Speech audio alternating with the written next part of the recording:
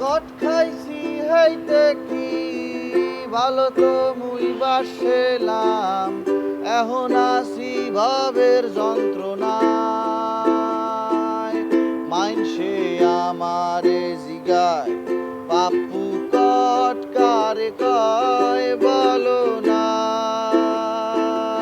মাঝে আমারে জিগায় পাপ্পু কট কারে কয় বলো না। চ্যাংরা পোলা পাঞ্জি গায় পাপ্পু কট কারে কয় বলো না। আ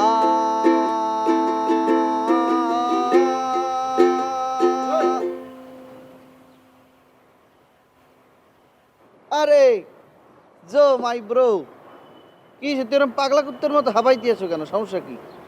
আমার বাপে দৌড়ানি দিছে আর তুই গান গাইতেছস। তোর বাপে তোর দৌড়ে নিয়ে নতুন দেয় না?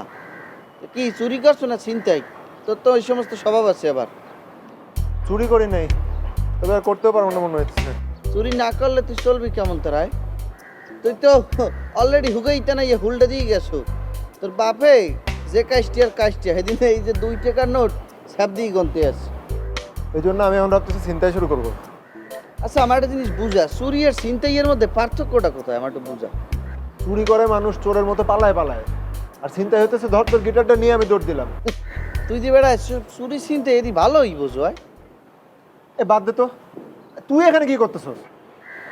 আমার কথা কি বলবো বন্ধু, রাভার কথা খুব মনে পড়তেছে। এই তোর সব নাটক বাদ দে, বাপরে নিয়ে কোনো গান পারোস? পারি, আয় শুনাইতেছি।